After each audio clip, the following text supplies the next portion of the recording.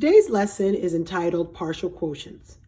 The purpose of this lesson is for students to understand and recognize that we can divide large numbers easier by using partial quotients to break down the dividend into parts and find multiples of the divisor. Remember, this is the dividend and this is the divisor. So we can break this number into easier sections, making it much easier to divide. In order for us to divide a number, first we need to find the multiples of 4. So what are the math facts that make 4? And here is 792 divided by 4. And so students begin thinking, okay, I've got to break that 792. I've got to do whatever it takes by putting it in groups of 4. So our math facts that we can use are, well, I know that 4 times 100 equals 400. That could easily break 792. Students place a line going down. This method is also called the big 7, as you can see, because it has a big 7. They place the 100 times, which is their partial quotient, to the side, and then they multiply. 4 times 100 is 400. Inside the dividend, they subtract. 2 minus 0 is 2. 9 minus 0 is 9. 7 minus 4 is 3.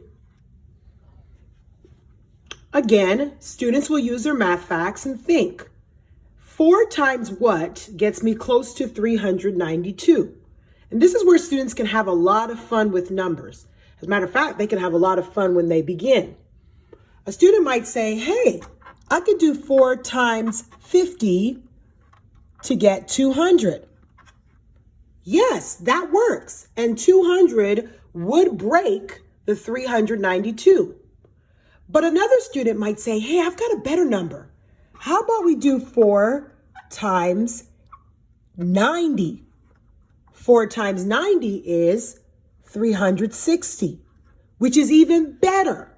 The greater the factor to break the dividend, the faster your answer.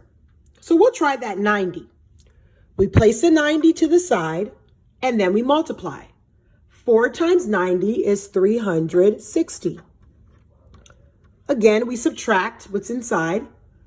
When we subtract, we are left with 32. Again, we divide. How many times does 4 go into 32? At this time, 32 is found in our multiplication chart. So students should automatically say, oh, I know, it's 8 times, because 4 times 8 is 32. But again, if a student wants to choose a different factor, that's fine. As long as they don't go over the dividend, they are doing a great job. Again, we multiply. 4 times 8 is 32. We subtract. That leaves us with 0. These are known as partial quotients because they're pieces of the quotient. After we found our partial quotients, we add them up to get our final answer. So 792 divided by 4 equals 198. Using our math facts, as well as breaking the number down. Let's try another one.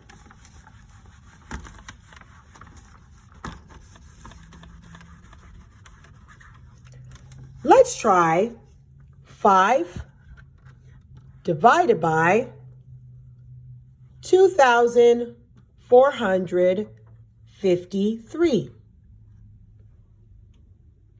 Again, we think to ourselves. First, we put a large line at the side. That's representing our partial quotients. Our partial quotients will go outside. Our multiplication will go inside. So we can subtract. We think, how many times does 5 go into 2,453? Let's use our math facts to check. I think, okay, 5 times 1,000 is 5,000. Well, that's way too big because remember, we're trying to find 2,453 453. So then students begin to think, okay, let me go a little bit lower. How about I try half of it? 5 times 200. Well, I know that 5 times 2 is 10, and I add my 2 zeros, so that makes 1,000. 200 can work as a partial quotient. But another student might say, you know what? Let's try 5 times 400.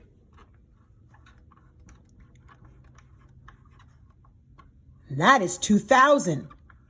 That hits right on the money. So we're going to go ahead and use that. But again, if a student uses a different partial quotient, that's okay. They're going to get the same quotient answer once they add all their partial quotients. But we're going to use the closest one, which is 5 times 400, which equals 2,000. We place our 400 outside. Then we multiply. 5 times 4 is 20, and I add my 2 zeros. That's 2,000. Then I subtract. Once I subtract, I get 453. Again, I think to myself, 5 times what gets me close to 453? And if you're noticing, we're using very friendly numbers. 1,000, 2,000, 400, 10, 20. The friendly numbers allow us to get real close to our dividend without going over. So let's try. I've got to get, how many times is 5 going to 453? I think to myself, well, I know that 5 times 90 is 45 or 450. That's really close to 453. So I'm going to use that. I place my 90, which is now my partial quotient, to the side, and then I multiply. 4 times 90 is 450. Again, you are breaking the number. Students are breaking the number, and they can use any factors as long as they break the number and don't go over the dividend. We subtract. That leaves us with 3. We know that 5 cannot go into 3. Therefore, our 3 becomes a remainder. We take our partial quotients, we add them up. 400 plus 90 equals 490, remainder 3.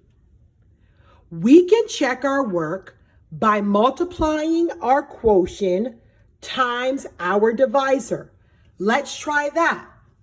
So to check our work, we can take 490, which is our quotient, and multiply it by 5. When we multiply it by 5, 5 times 0 is 0. 5 times 9 is 45. Remember, we carry the 4 to the hundreds place. 5 times 4 is 20, plus 4 is 24. Because I have a remainder, I'm going to add it to my product. I add my remainder, which is 3. That gives me 2,453. Notice that our dividend is the same as our product. Therefore, our answer is correct. Partial quotient is a standard that allows students to recognize the value of numbers. It allows students to explore multiplication facts, subtraction, division, as well as addition. This allows students to get as much practice dividing, adding, multiplying, and subtracting in order to receive the answer.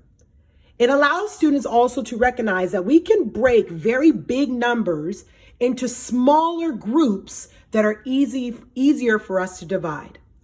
Partial quotients is an awesome tool.